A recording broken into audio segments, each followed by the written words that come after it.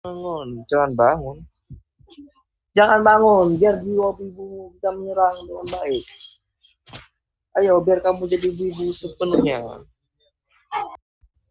Bapak Ibu, saya minta selama sesi berlangsung, mohon mute-nya dinyalakan supaya tidak mengganggu jalannya webinar. Kita akan mulai dalam 2 menit, mohon kesabarannya.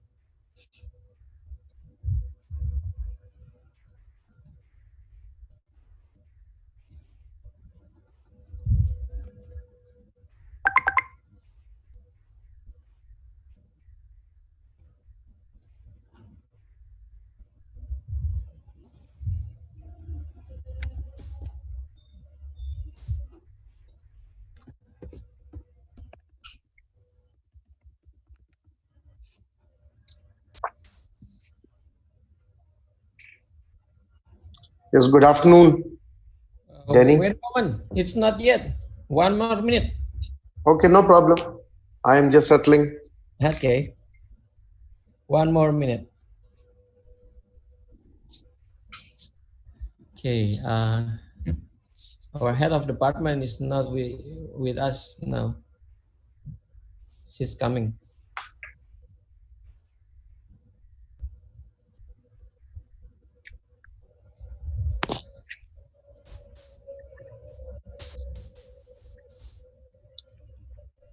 Okay, wait a moment.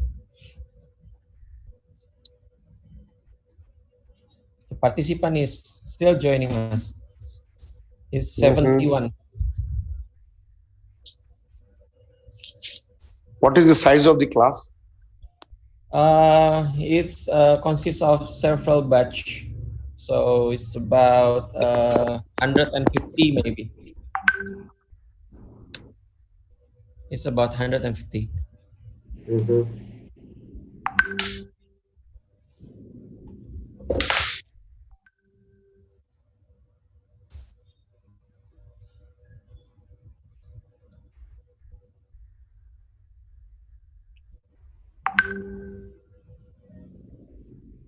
Wait a moment, it's starting soon.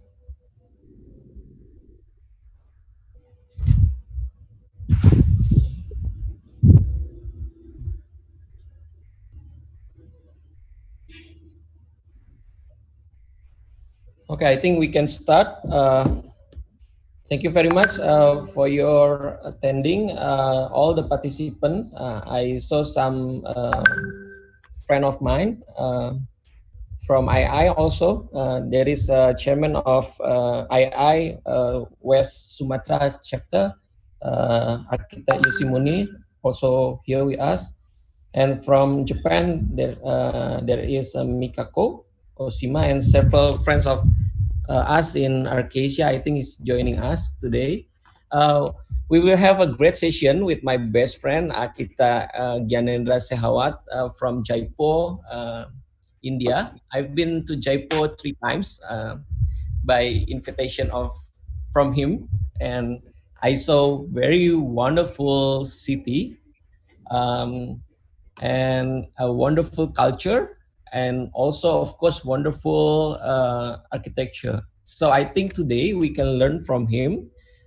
Before I speak a lot about Architect Gyanendra, my best friend, I think I would like to invite Dr. Nina Nurdiani, head of department of architecture from BINUS University, to say some welcome remarks. Bu Nina, are you with us? Yes. Okay. Yes, we are. I'm joined. Okay. Thank you, Mr. Denny. Please, the time is yours. Okay, thank you. Hello, Mr. Gyanendra Shekhawat. How are you? Good, thank you. How are you? Okay, thank you. Assalamualaikum warahmatullahi wabarakatuh. Good afternoon, ladies and gentlemen. Waalaikumsalam. Yeah, and our lecture, also our student, and I think many participants from BINUS, from Indonesia, and I think I hear Mikako join in this session, Mr. Denny. Yeah, true. Mikako, hello, how are you? Yeah. Thank you for your time, all participants, and attention to join our program, International Architecture Lecture Series. And this session is the third series. Special thanks for Mr. Architect Gyanendra Singh Shekhawat, yeah, as chairman of IIA Rajasthan chapter and chairman of ACAE, and also as principal architect of IDEAS India. We are very happy that you can join this session and share about contextual architecture in Jaipur, based on Jaipur experience. And I think this is very different in contextual in Indonesia. So we can get more information from you about that Jaipur architecture. This is a very wonderful and very uh, this opportunity to us to get knowledge for enrichment our knowledge. And I think this time for you, Mr. Gyanendra. Thank you very much for your welcome, and all participants enjoy this session. Okay, thank you, Mr. Denny. Thank you, Dr. Thank you. Diani. Yeah. Thank you. Yanendra, Yes. Yanendra, before I start to proceed, maybe you can connect your camera or audio in the gadget who has the camera. Because if you are talking, the one who appear in us is in your iPad. Can you change the audio first? Yes. Wait. Okay. Thank you very much. I would like to ask. Is now the audio better? Yeah, the audio better. The audio can hear well, but it's appear in your iPad, not your face. So we would like to see your face. Please connect the audio in the gadget that have the camera. Ladies and gentlemen, we have a very lucky time because I can quote unquote kidnap my good friend architect Gyanendra Shekhawat. I know him in very high position in Jaipur city.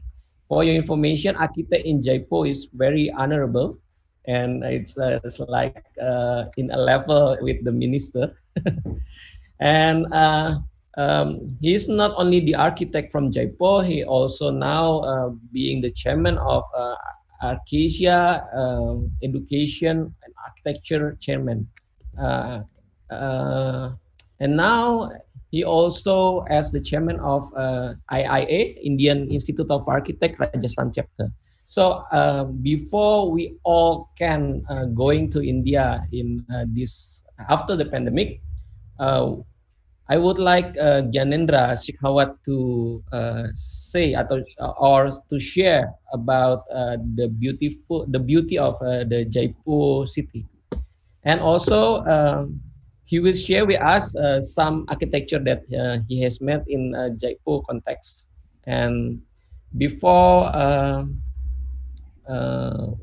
we proceed to question and answer, I would like to give about an hour for architect Gyanendra to share his knowledge, his belief in architecture, and also his experiences.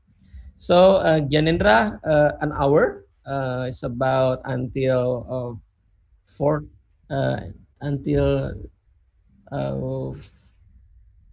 an hour, and time is yours. Yeah. Gyanendra. Thank you, architect Denny, my best friend and in Indonesia.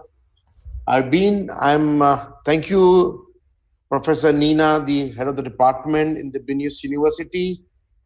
I welcome all the students who are attending this particular program, the lecture series organized by architect Denny for the BINUS University students. I've been fortunate enough last year to have visited BINUS University on the invitation of architect Denny. I was there for a festival, an architecture festival organized by I think the senior class of BINUS University, and that was in the design center, I believe.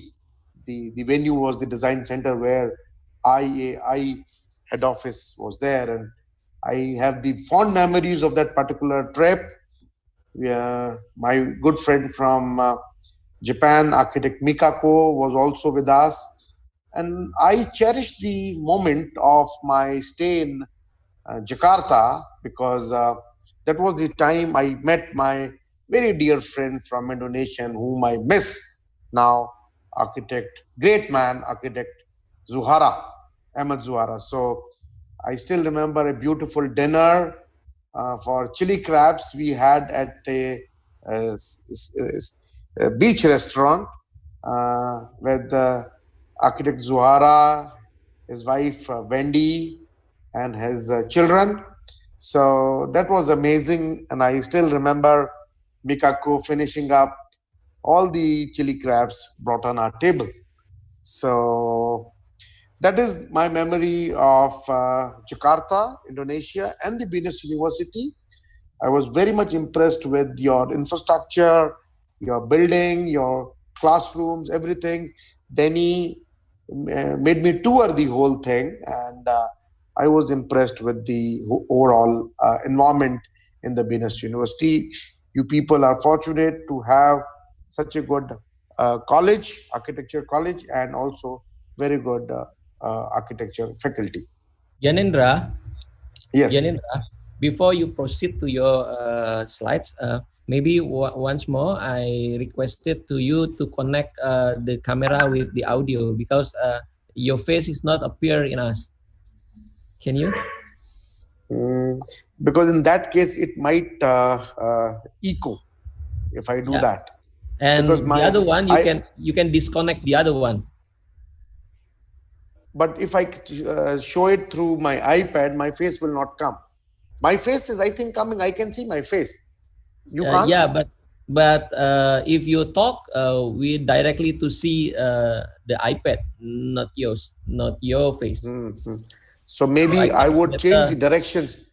Will it be better like this? I change directions like this? No, it's not about the direction, but it's about the gadget you use. So I requested you to connect the desktop computer with the audio and disconnect the iPad through the audio.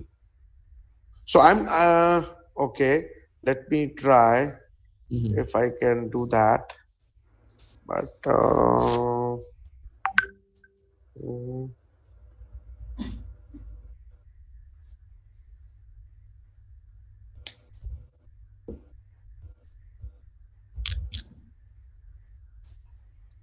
I don't know. Is it working? That's actually been blocked by me. Are you not able to hear? Are you not able to hear my voice?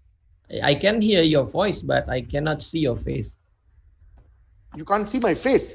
I see your face, but it's not appear when you're talking.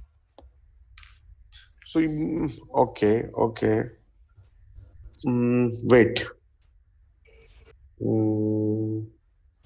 So, join audio, join with computer audio.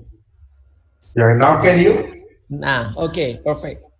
So you just disconnect the voice in iPad, so you can proceed. Wait a minute. So an iPad. You can disconnect in iPad. Now is it okay? Yeah, perfect. Is it okay now? Yeah, it's okay. So proceed. Yeah, so I can see my friend from there. Tan Sri Han is with us from Singapore. He would not miss any chance of visiting BINUS University. I'm here for you, Gyan. And Denny, good to see you guys. Yeah. Nice to see you. Looking good. Now I would share my screen.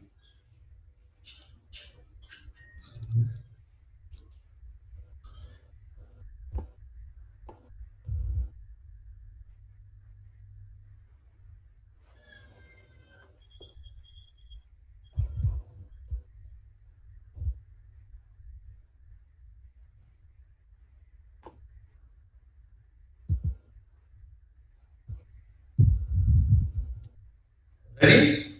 Denny?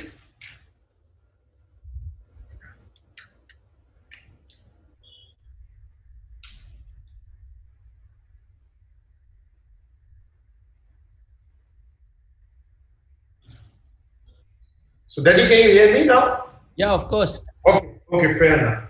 Thank you, Denny, to have given me this beautiful opportunity to again interacting with the BINUS University students. So my topic for today's discussion is contextual architecture, Jaipur experience. I would be a little bit talking about how Jaipur has been designed, planned, and how Jaipur evolved in all due course of time, and how it inspires all of us, all architects in Jaipur, around the world. And I will a little bit talk about few of my projects from in where I've taken the context of Jaipur, because it's a strong context. So how important is contextual architecture is my theme for today's talk. So Jaipur is in the western part of India. We are the westernmost state of this country. It is the capital and the largest city of Indian state of Rajasthan in northern western India. It was founded in 1727 by a king named Jai Singh II. He was ruler of a small town called Amer, and when the city was growing and he was having pressure of having a bigger city, he designed this particular city, and which was named after him as Jaipur. It is almost around 280 kilometers from the Indian capital, New Delhi. It's also known as Pink City due to dominant color schemes of the building. Jaipur, when originally was designed and planned in 1727 by the erstwhile king Savai Jai Singh, it was in pink. But few years later, under the English dominance, once the Prince of Wales was visiting Jaipur, and to welcome Prince of Wales, the ruler at that moment of time in 18th century painted the whole city as pink, and thereafter the city has been named as Pink City, commonly named as Pink City. So the color was given later on by a later king to welcome the Prince of Wales visiting the city. Jaipur is also home to two UNESCO World Heritage Sites. One is Jantar Mantar, another one is Amer Fort, which is on abutting the Jaipur city. Jaipur has also been declared as World Heritage Site. Jaipur World City has been declared as World Heritage Site last year by UNESCO. Jai Singh II, the ruler of Amer, planned to shift his capital from Amer, which was 11 kilometers from Jaipur, to accommodate the growing population and increasing scarcity of water. Jai Singh consulted several books on architecture and architects while planning the layout of Jaipur. Under the architectural guidance of one architect at that moment of time, Vidyadhar Bhattacharya, Jaipur was planned based on the principles of Vastu Shastra. The Vastu Shastra are the Hindu mythological science. So, on the principles of Vastu Shastra, the city of Jaipur was planned. The construction of city began in 1726, and it started functioning in 1727. You can see Jaipur has been designed. You have to understand, Jaipur has been designed on the principles of Vastu Shastra, which is the Hindu mythological science. Jaipur has been designed on 9 planets. Each box depicting one planet. So if you can see there, these are the 9 planets. Just a minute.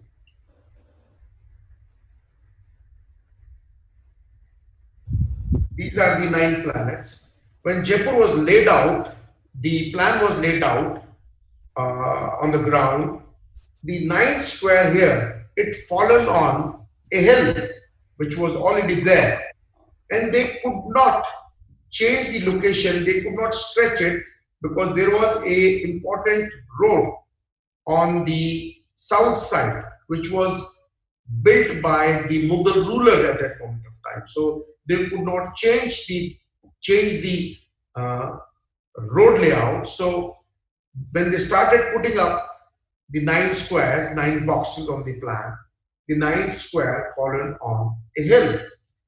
So the 9th square was shifted to the southeast direction. So this is still 9 boxes, 9 squares depicting the 9 planets, but the 9th square has been shifted to the southeast. These 2 boxes were combined to make a big one, you see in the center, to accommodate the king's palace. So the final layout, this was the original, this was the second, and ultimately we reached number 3, wherein we had 1 block coming to the southeast direction and the central 2 blocks joining, giving space for a bigger palace. So the whole city was designed around that palace.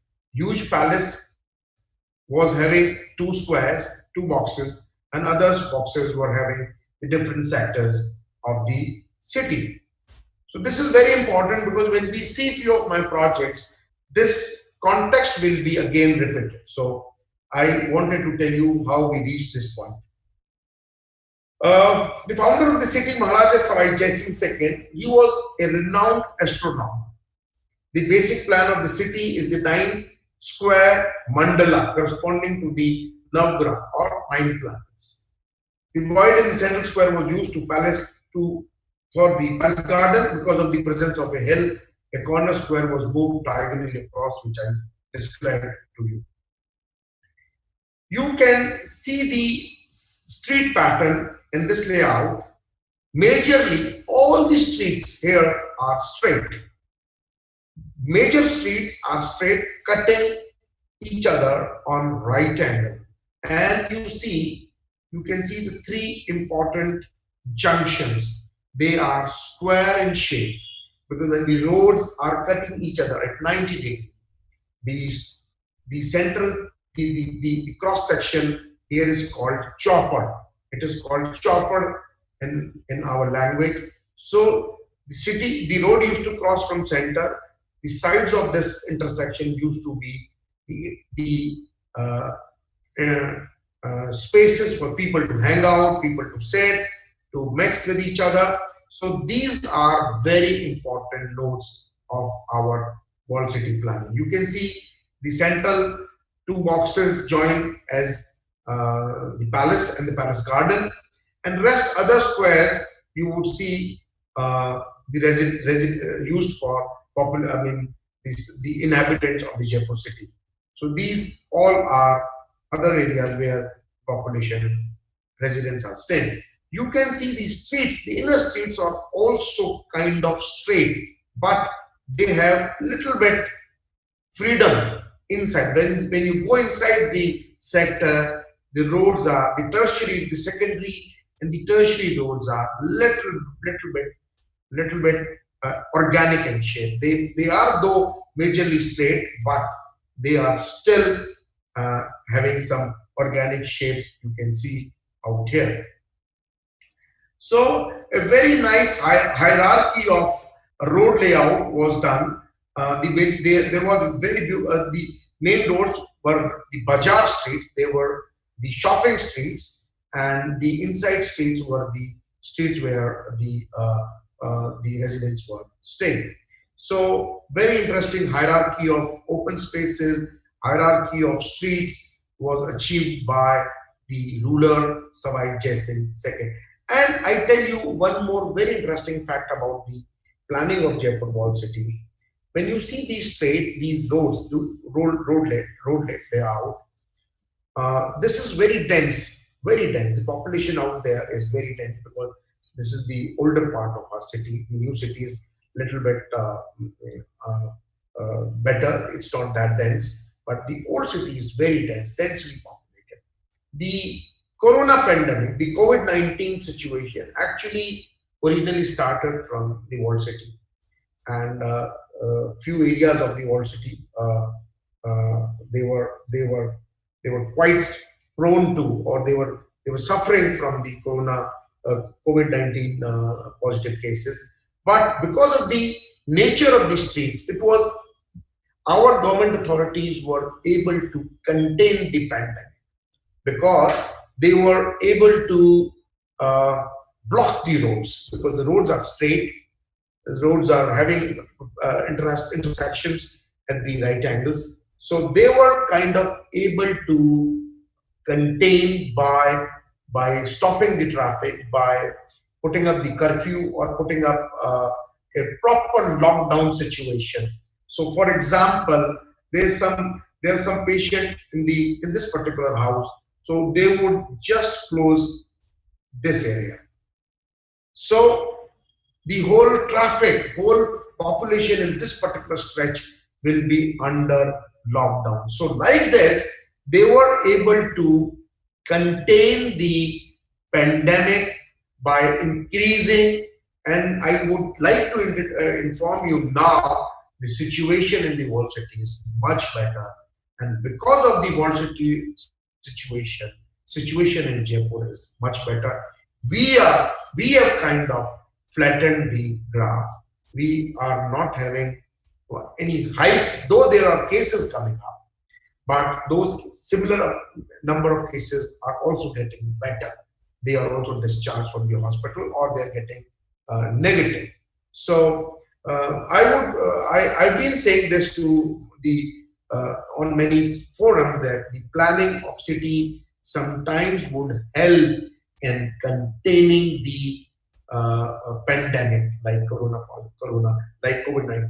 So Jaipur has been a very good example, I would like to say.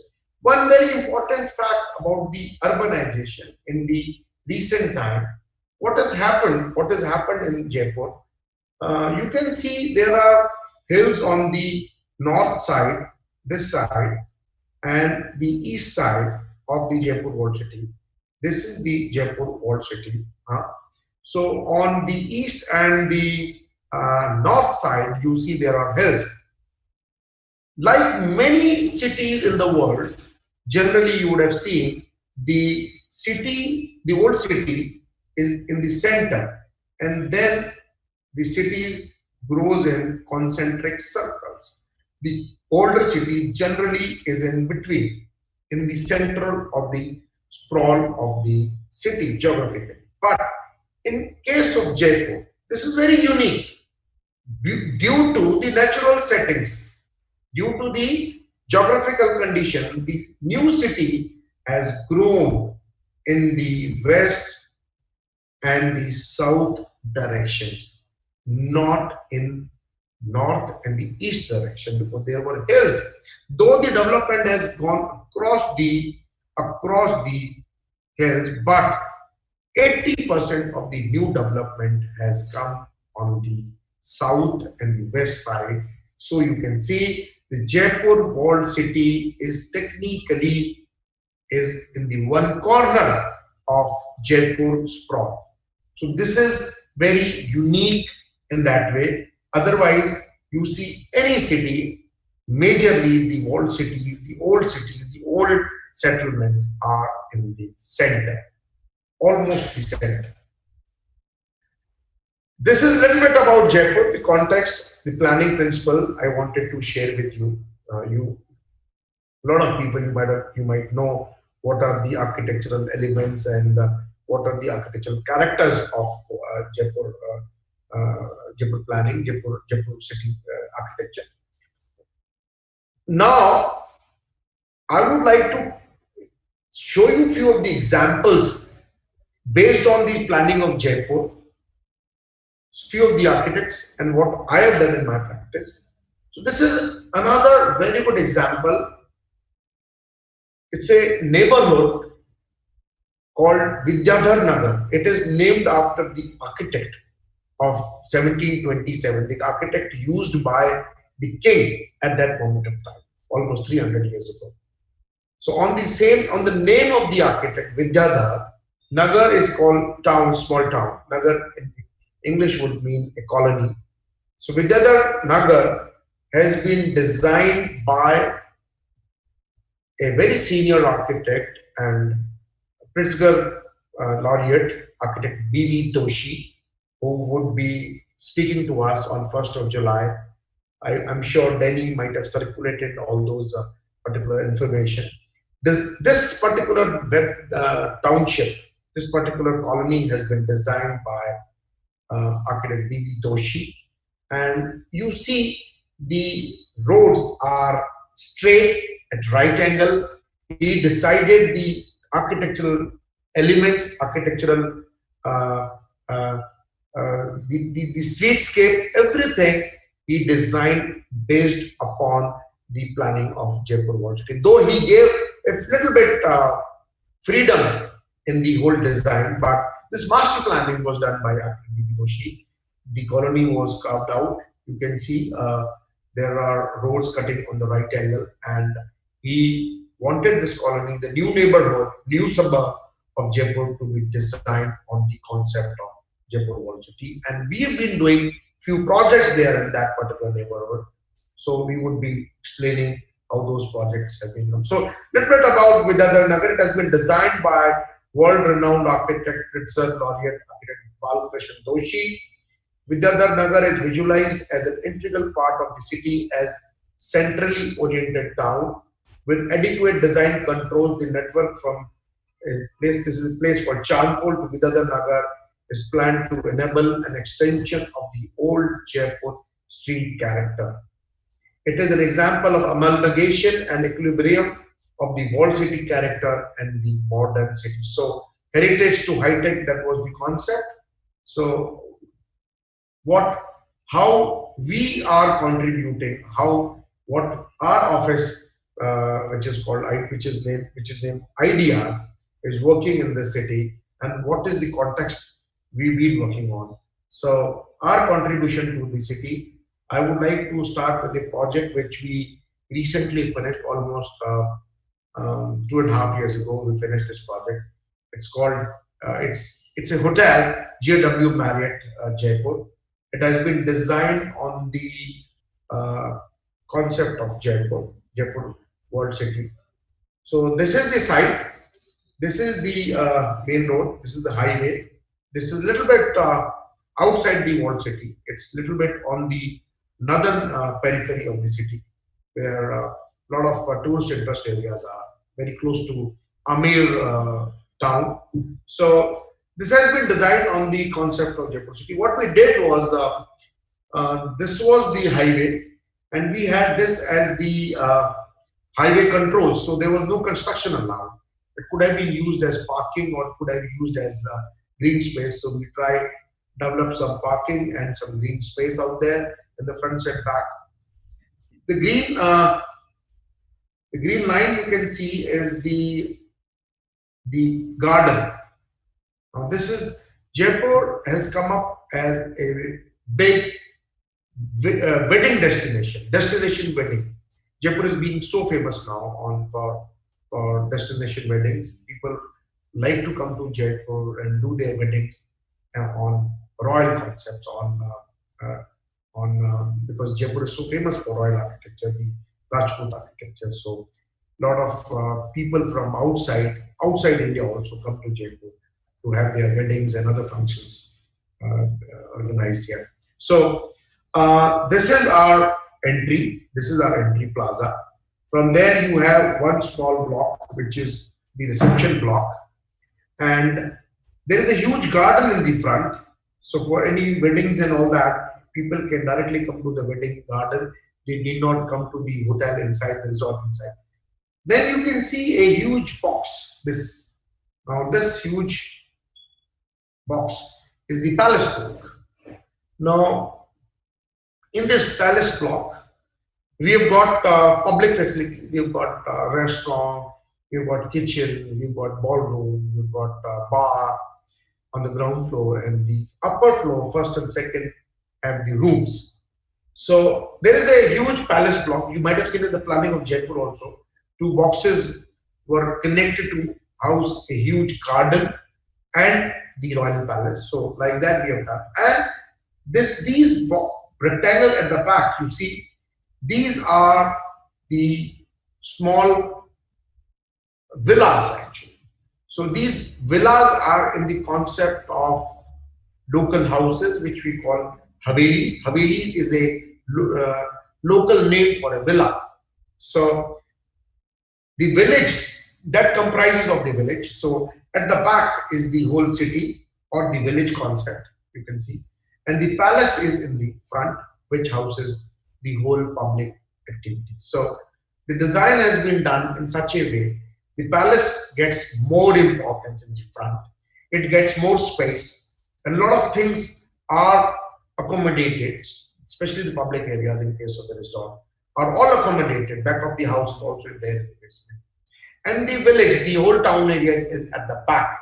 And the street layout, we have tried, the main streets are straight, but the secondary and the tertiary streets are a little bit organic in shape.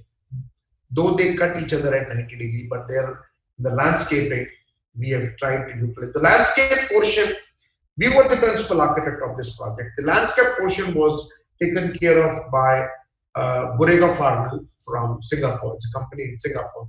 They were one of the big, huge, big landscape architects based in Singapore. So Joel Burega from Burega Farnell, Joel Burega did the landscape portion here in here.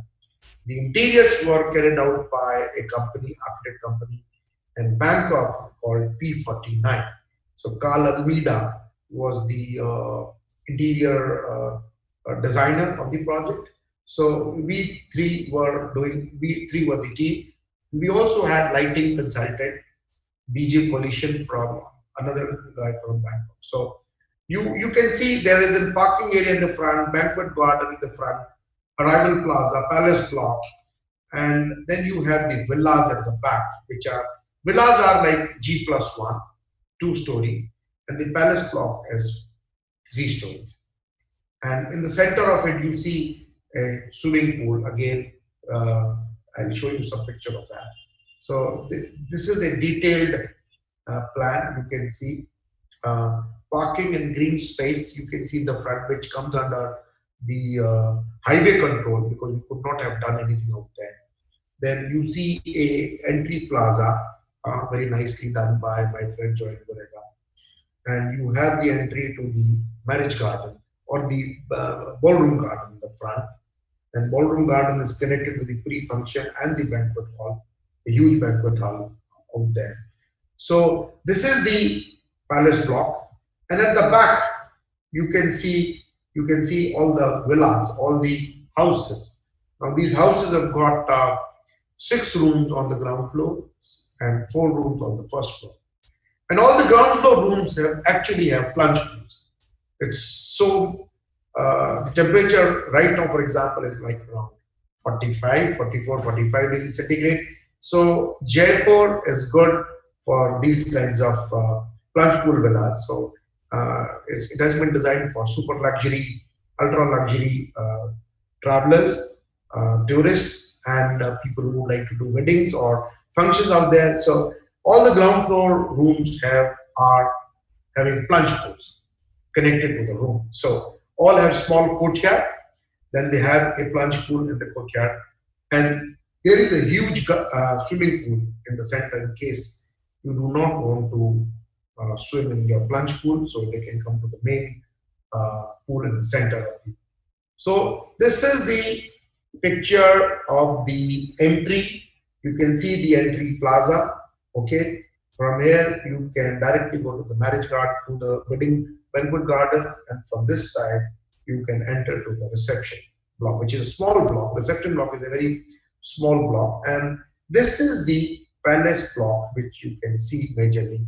Ground floor has got all the public facilities. First and second, they've got rooms, and at the rooftop you can see a lot of canopies, baradaries, lot of architectural part of architectural elements. So that is again a party garden at the rooftop. So the architectural elements being derived from the old Rajput architecture, the Jaipur architecture, and you can see the front of the palace block.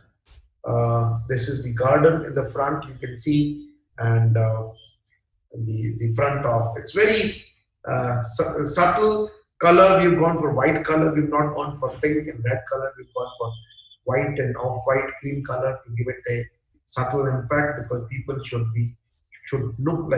feel like soothing, should be soothing to them. So that was the original concept, but we've used the jali pattern and the windows, the design of canopies at the roof, everything has been derived from the Jaipur concept. So few of the sketches you could see. These are the plunge pools in the courtyard. This is the courtyard.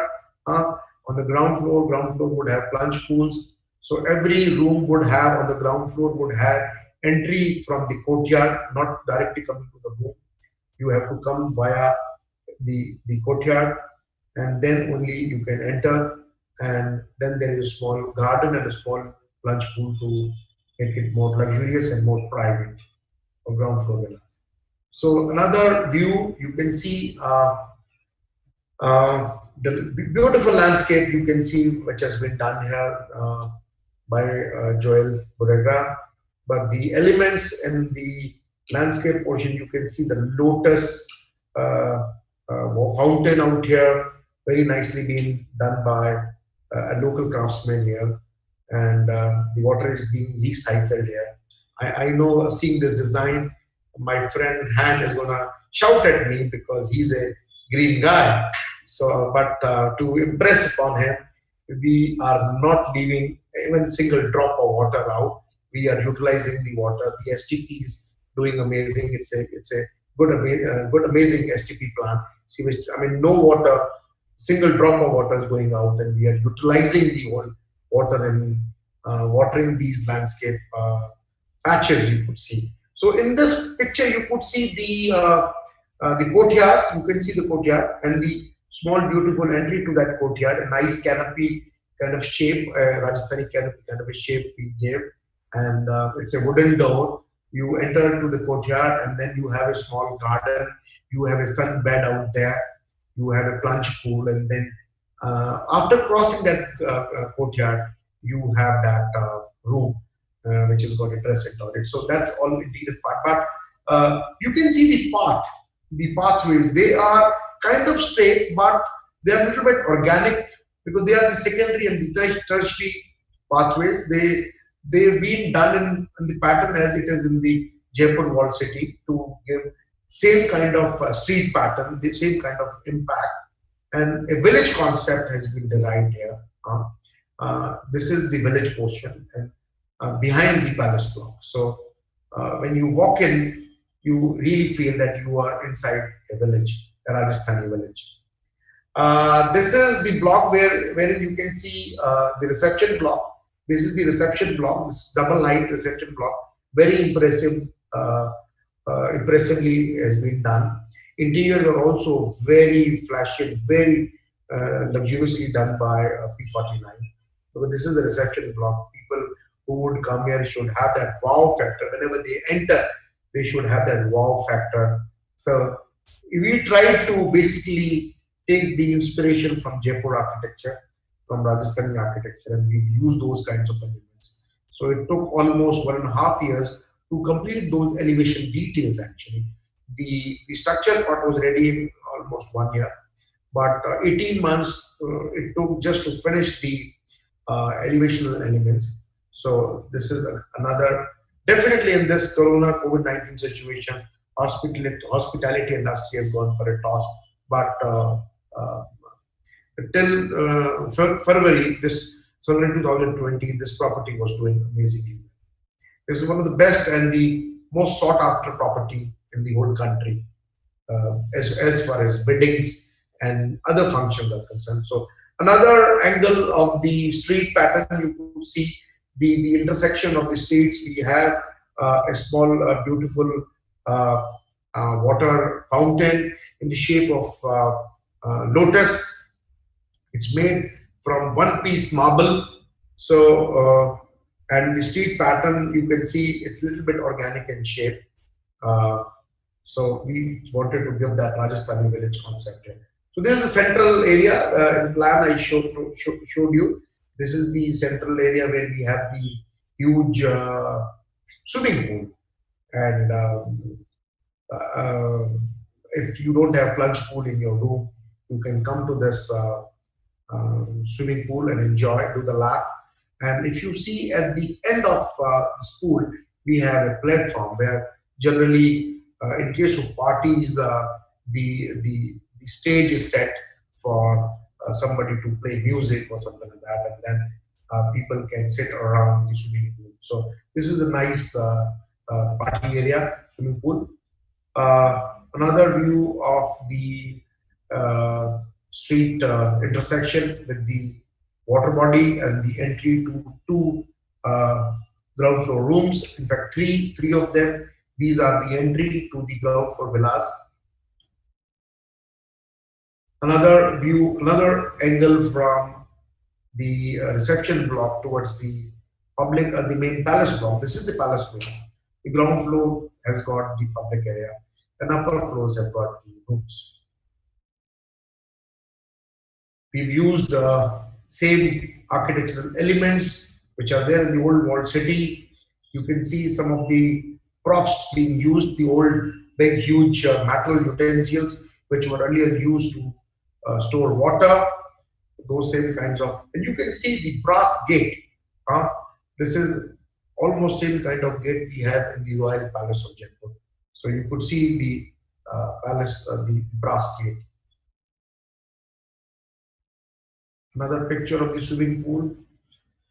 So this is one project which is JW Marriott Jaipur. You can sometimes Google it and you can see more pictures of this particular palace. Another project where we had this inspiration for or context for planning is called, we named this project as Jaipur. Though the Jaipur spelling is J-I-P-U-R, but we are calling it Jaipur. So we did a little tweaking in the whole in the name of this project, and we were inspired. In fact, my client was also inspired by the planning of Jaipur World City. And this particular project is in the Vidyadhar Nagar neighborhood, which I mentioned you earlier, which was designed by B.B. Doshi and have huge development controls and elevational facade controls. So to match that facade control, we derived our concept from the planning of Jaipur, and we because of the Jaipur World City have a lot of gardens inside this World City, and the gardens, you can see some of the garden pictures. They are from the Amer Fort. They are from the Amer area. Inside the World City also we have garden on the same concept. So based on that particular concept, we designed this particular project of apartment. Now, Jaipur is a condo project. It's an apartment project. It's not very high. It's just ground plus 4. The ground is basically parking and 4 floors. Because Jaipur is famous for low-rise, high-density development. Because we have got this so very harsh sun always coming, because we are in the north and the west part of India. So sun is very harsh. It's a desert state. We have deserts also very close to Jaipur, almost around 100 kilometers from this place. So for us, we designed to get less of heat, less of sun. We don't need that much of sun, because sun is very severe, very harsh in Jaipur. So majorly the cities are designed, the houses are designed on the concept of Haveli. Now, Haveli is like villa, local villa. Local villa would mean that Haveli would mean that there is a courtyard in the center, and all the rooms are facing that courtyard. And that courtyard is kind of shaded the whole day, because this courtyard has rooms around it. For example, this is the courtyard in the center and rooms all around it. So that is the concept of a haveli, a local villa. So on that concept, we designed this project, which is Jaipur. And you see, this is the main road. From here is the entry. This is directly, you can come to the main central court. There is a huge garden in the center. And all the flats, all the condominiums are attached on all the four sides of it. So what we have done a bunching. So what we have done, this tree is one core, this tree is one core, this tree is one core, this tree is one core. One core would mean there are two lifts and one staircase. In fact, two staircases. So this particular project has got 12 flats, 12 apartments on one floor, overlooking the inside courtyard also and overlooking the outside area also, because they can look out also and they can look inside also. So every flat is having ventilation from 2 or 3 sides. So that was the concept. We wanted to build design in such a fashion that the central courtyard is shaded most of the time. So we technically get light for at least 2 to 3 hours a day. And the courtyard is a place where people will come out, they will sit, they can chit chat, they can interact, they can intermingle. And that space, this whole space becomes a space which is nicely landscaped, where people can come, sit, and it becomes a community space. So that was the whole concept. No parking out there. Parking will be outside and also on the street on this portion, Back portion, this portion is the clubhouse, where we have all the club facilities, and then we have the swimming pool at the back with the garden on both the sides. Children play in the garden on both the sides. So if you see, the central court has been designed in such a fashion to accommodate, to match with the local Haveli concept. And people can come, can chit chat, ladies can come, they can sit in one corner, old people can come and sit in one corner, and they can interact.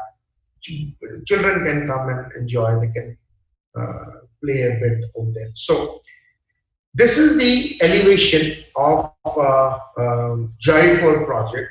You can see we have used the same color. We have used the same color which is being used in the Jaipur World City. Denny has been to World City many times, I think 3 times, seen the World City. So you can see the resemblance, the architectural control, the facade control basically was given by D.V. Toshi in this neighborhood. So in this neighborhood, all the houses will have the same color. Elements could be different. So we have tried to, you could see we have used somewhere glass balcony, glass railing also. In the balcony, we have used the glass balcony also, and in some places we have used the local jali pattern as the railing. So this is one of the view where we have used the Jaipur architecture. We have been inspired. It's a hot project. It's almost finishing. I think another 3 months the project would be delivered to the clients. It's very fast finishing. Our team is supervising the site also. So another angle of this Jaipur project, you can see how we have tried to take the context from the walled city. So Jaipur architecture is so bold and so strongly depicted in this particular design. You can see the central garden in there. So this is just ground plus 4.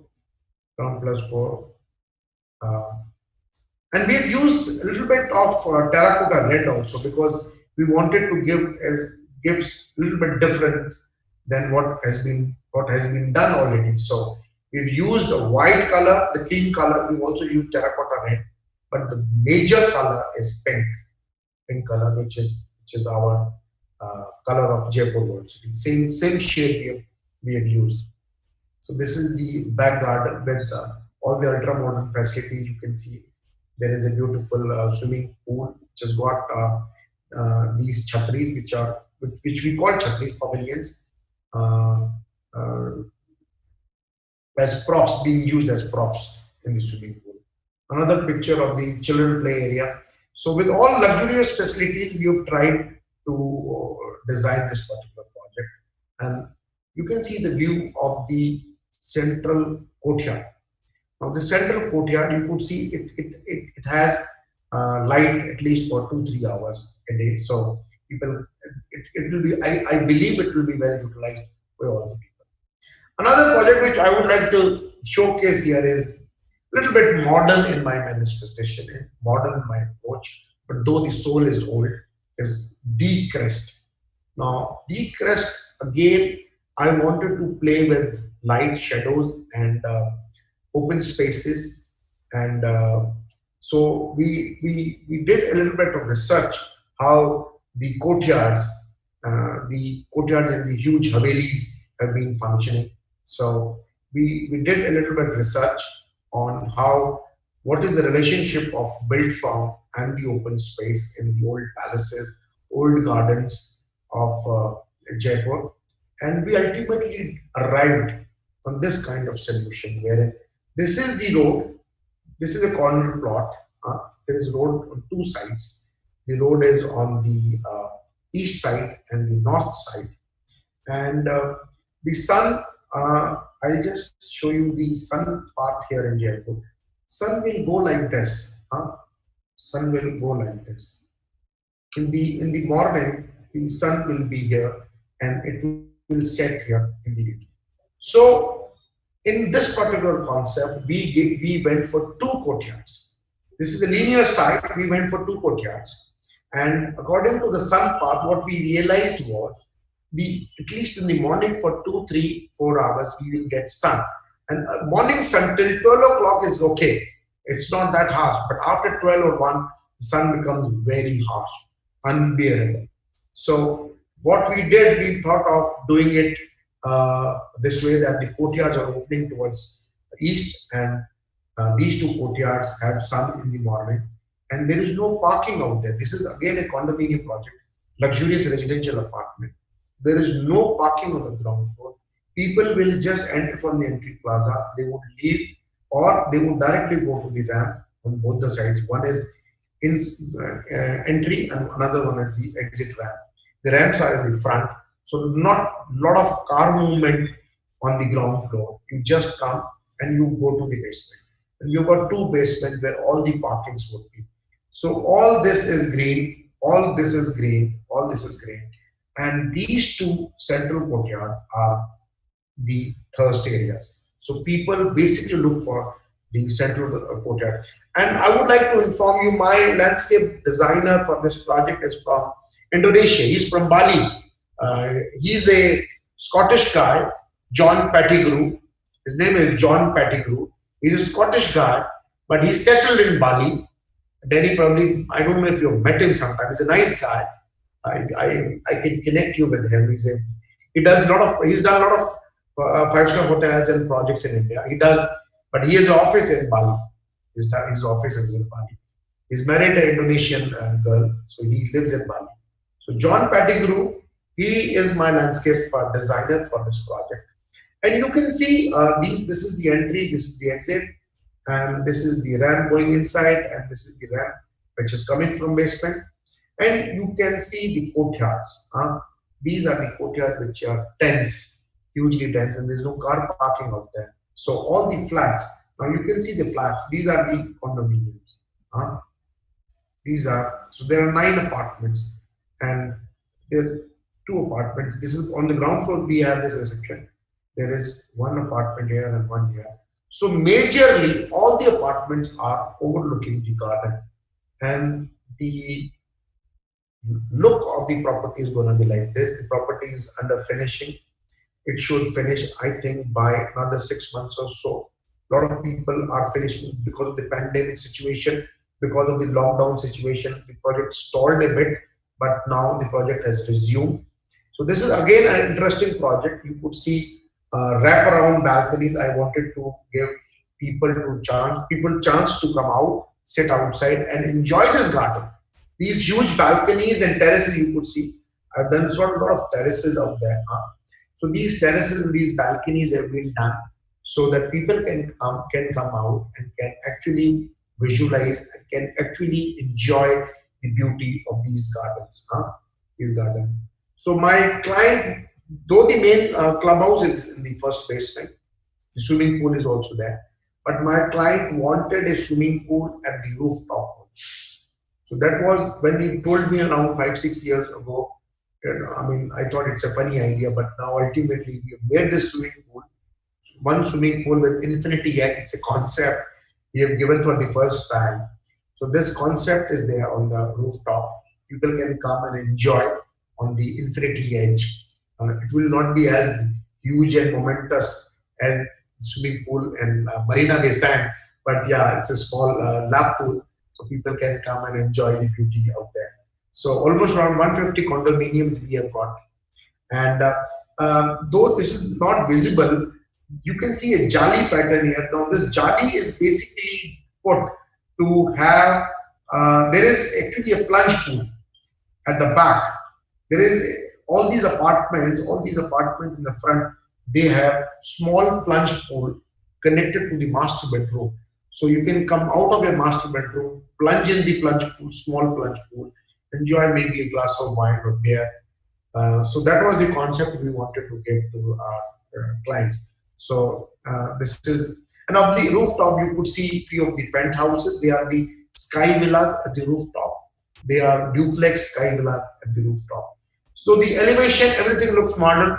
It's modern approach, but the soul is old. The soul, basically the sense of this architecture has been derived from Jaipur, because I wanted to design everything around these courtyards and these all the house overlooking this courtyard. So that was my concept. Another picture of the courtyard. This is the vision my friend from Bali, John Pettigrew, has thought of. You could see a few of the trees. You can see some sitting space made in marble and granite, some water features, and some other elements and some walkways. They're all cutting each other at the right angle. So that's the concept we are looking at for this garden. So garden also at all other three sides, at the back, front and side also. So it would look like this. There will be no parking. Ground floor will also have flats. And all those ground floor flats would have this kind of look.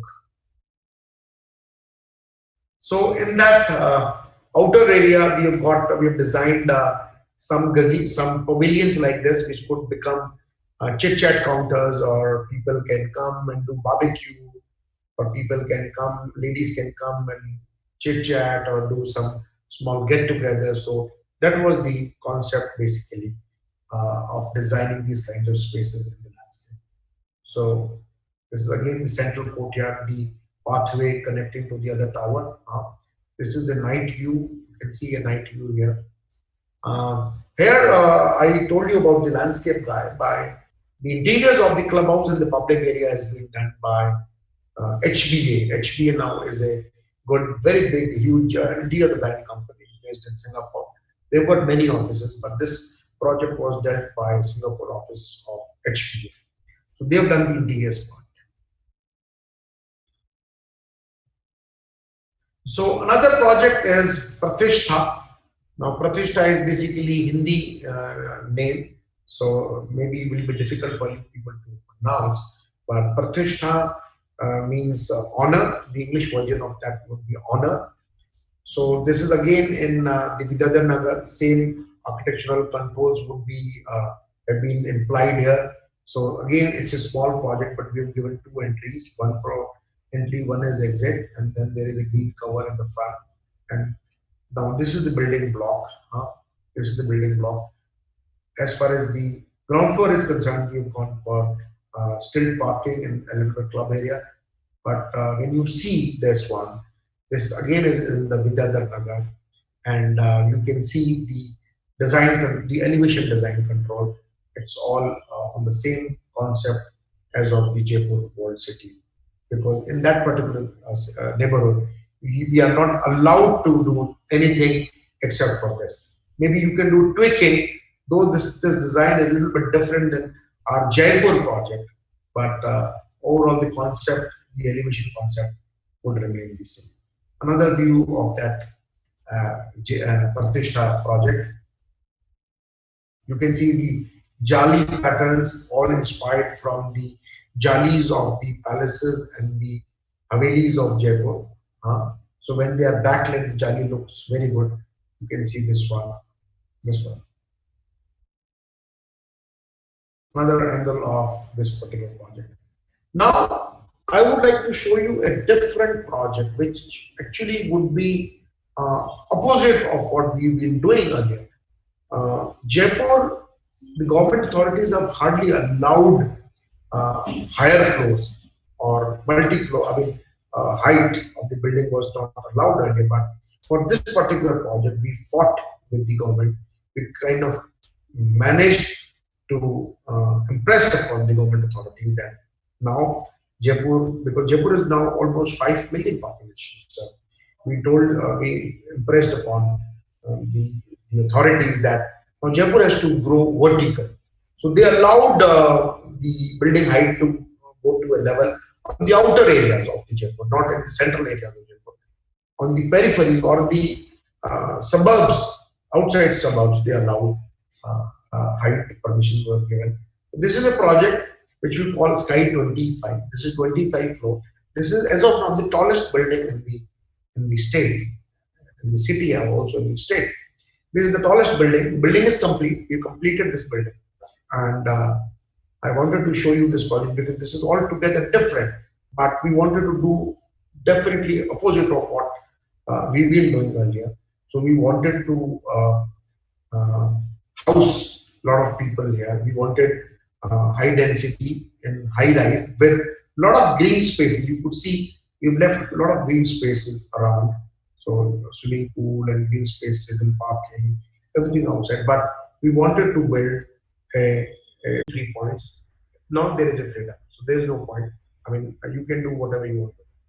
Gyanendra, it is interesting that India is one of the country that some big names such as Le Corbusier have architecture in Chandigarh, and I don't know in other city. Even I don't know Louis Kahn, but BB Doshi itself is one that inspired by modern Western architecture. Is that any impact to the Indian architecture for until now? So, as far as the big names are concerned, like Lee Corbusier, it's by Charles Correa, right? Yes. So I wanted to show you this project. This project has been designed by Charles Correa. I don't know if your students would know about him. He's one of the architecture like Doshi. Doshi and Charles Correa are the grand old men of architecture in India.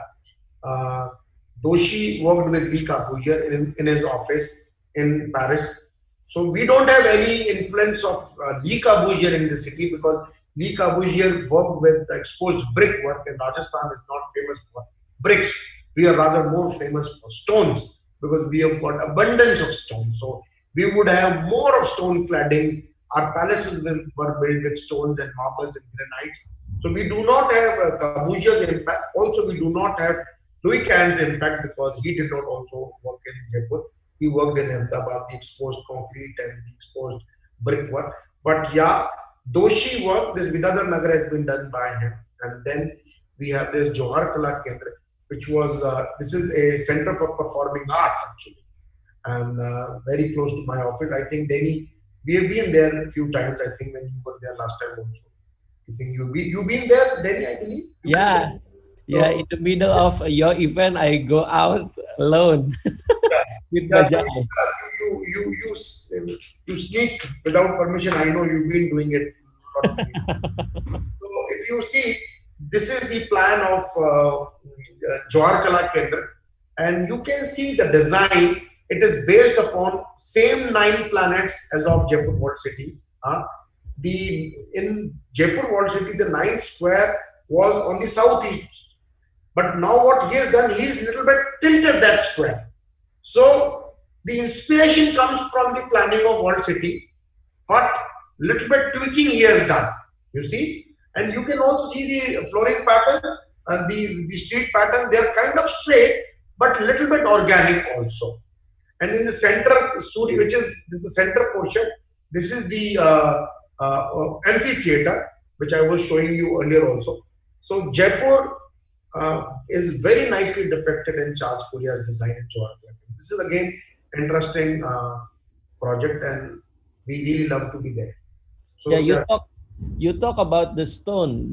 I know that the stone that made the Taj Mahal is brought from Rajasthan. Is it yes. from Jaipur?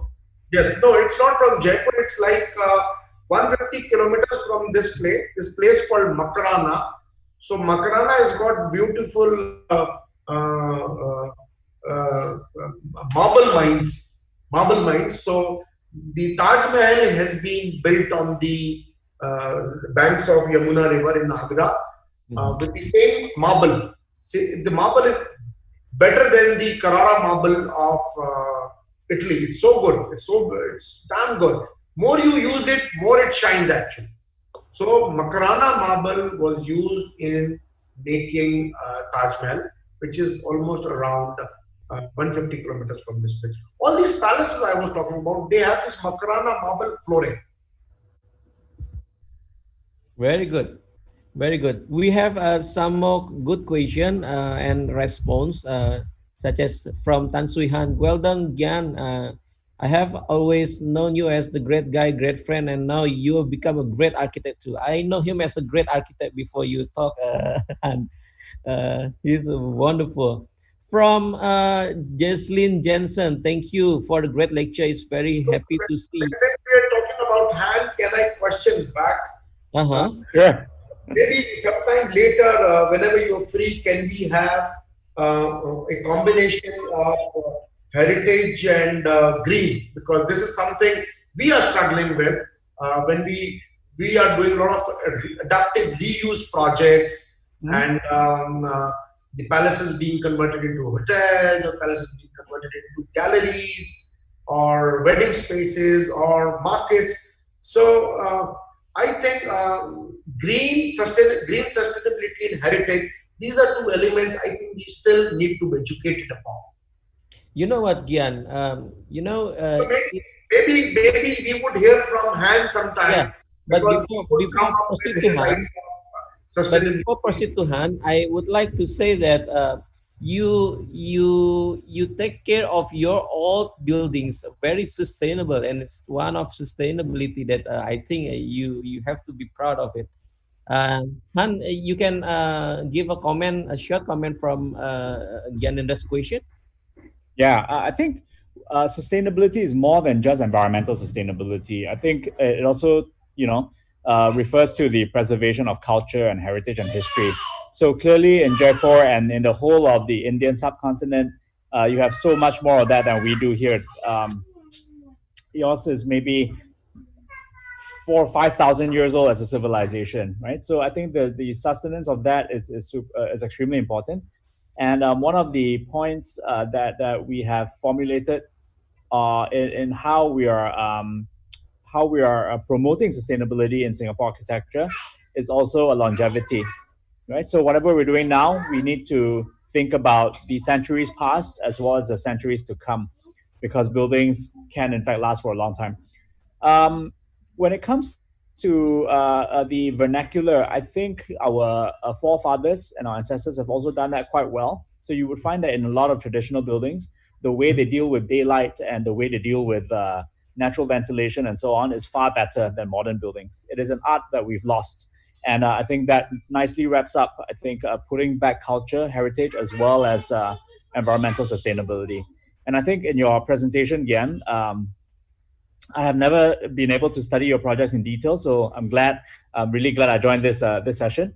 I think it's a really good mix of what is contemporary, meaning the needs of contemporary architecture and its luxuries, together with what is heritage architecture, not just only in terms of the styling, but in the actual planning with the mandala and also in the way the courtyards and so on are arranged. Yeah, so it's really, really good example of modern contemporary that is also respectful of the heritage at the same time. Yeah, and I would love if this lecture can also be extended to our members in Singapore. It's not something that we are experts in, right? Heritage architecture, but yeah, I'm pretty sure it'll be helpful. So let's talk offline and see how this can be done. Thank you, Tan Sui Han, Chief of Sustainability in Singapore Institute of Architects. I have one student with me who raised the hand to directly asking a question for you. Are you here with me, Rezi? Yeah, I can hear you. You can directly ask your question to Architect Gyanendra.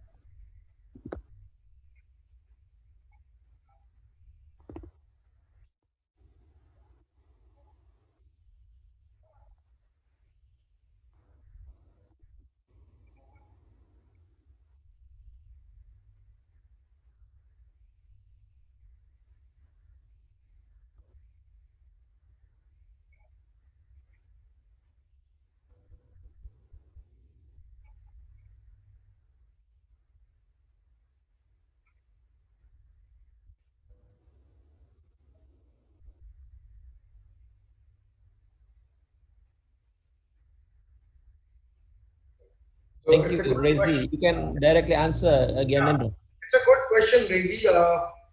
I would tell you one thing. In Jaipur, long back, when tourism started flowing in, we had this conflict between conservation and development. For example, few of the cities in the world, you would see when roads were to be laid out, they cut the houses and widen the road. You would they displace the houses to make the roads big or wide enough to accommodate traffic.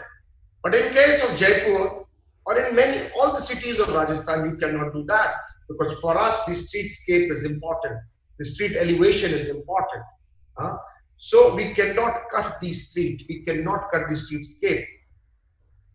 And we are thriving upon tourism. Tourism is our identity, and tourism all the people are fascinated for these palaces, these forts, the streetscape, the choppers, the open spaces, the gardens.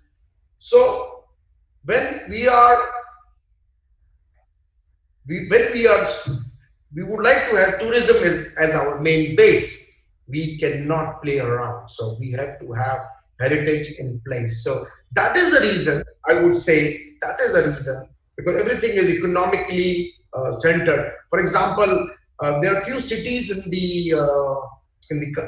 India, I would know, where the old houses have been demolished and new buildings have come, skyscrapers have come in those places.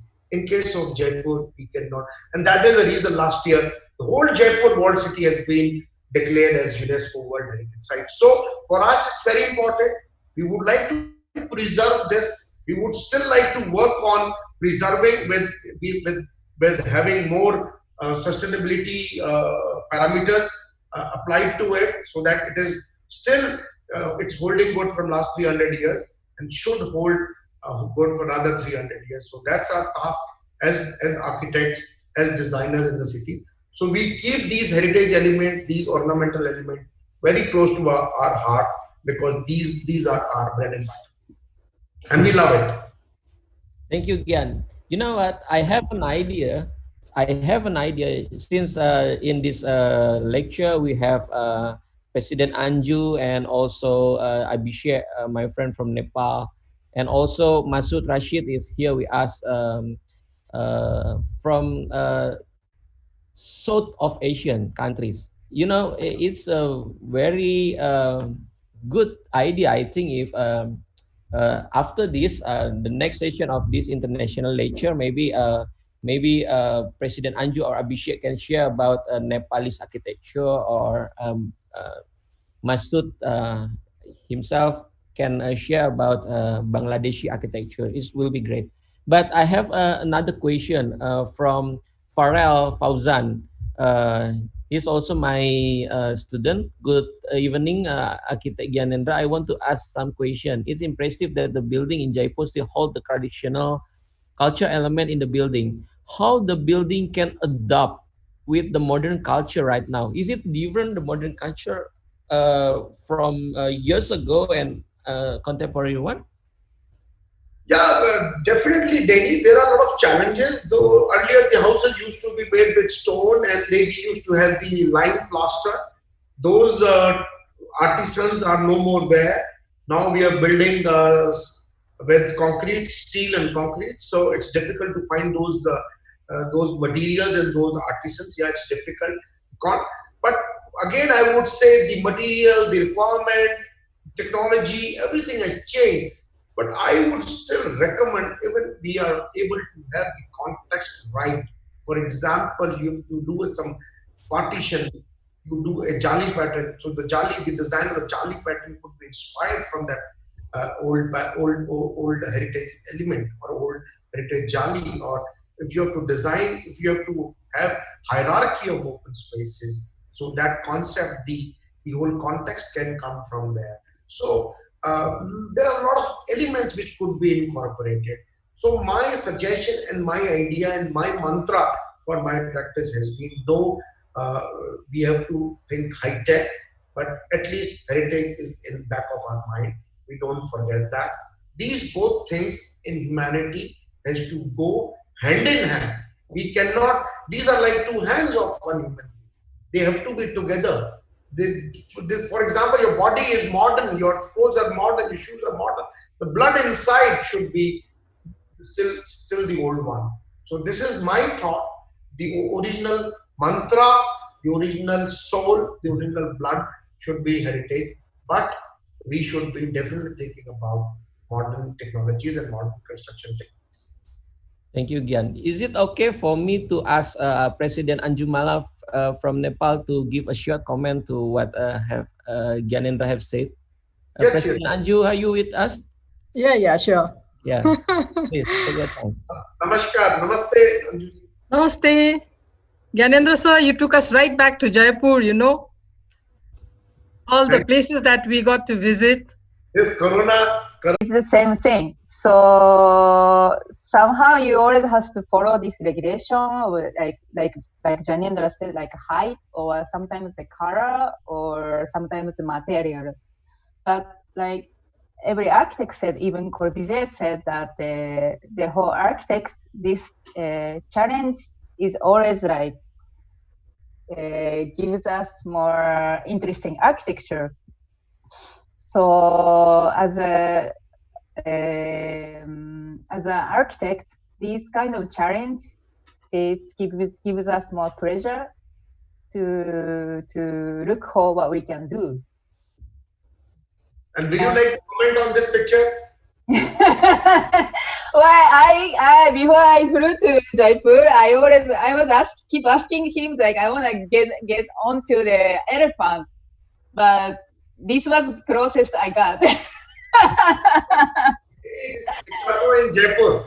Yes, it was very hot and it was raining. I heard that in summer in Jaipur it never rains, but it was raining.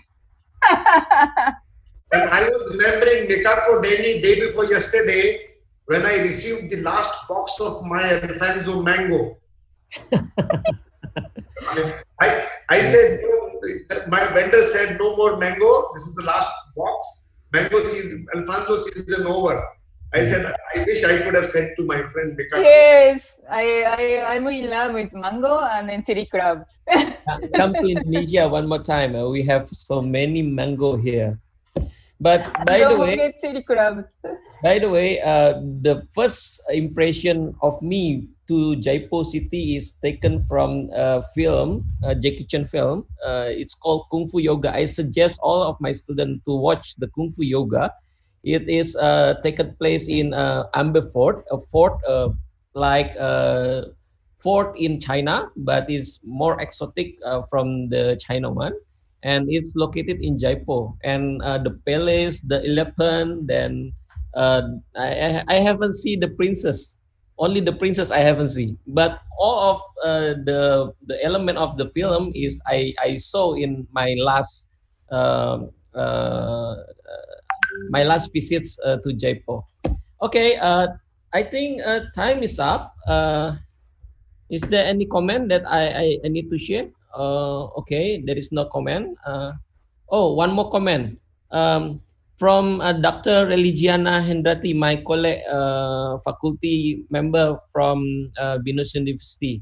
Hi, Gyan, it's nice presentation. I would like to know the main difference in between Jaipur architecture details such as ornament, maybe structure compared to another India architecture. It's a nice question. Last question for you, and before we wrap up this lecture.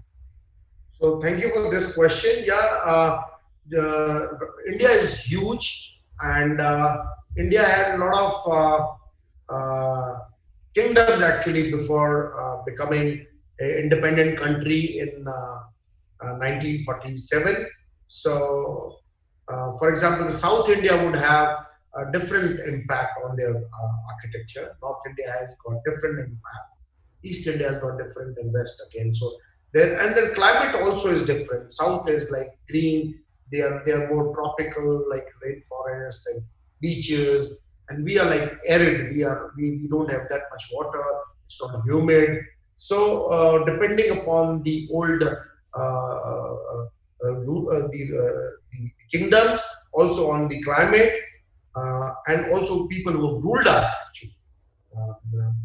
There is a difference in piece of architecture. Rajasthan architecture is a little bit different.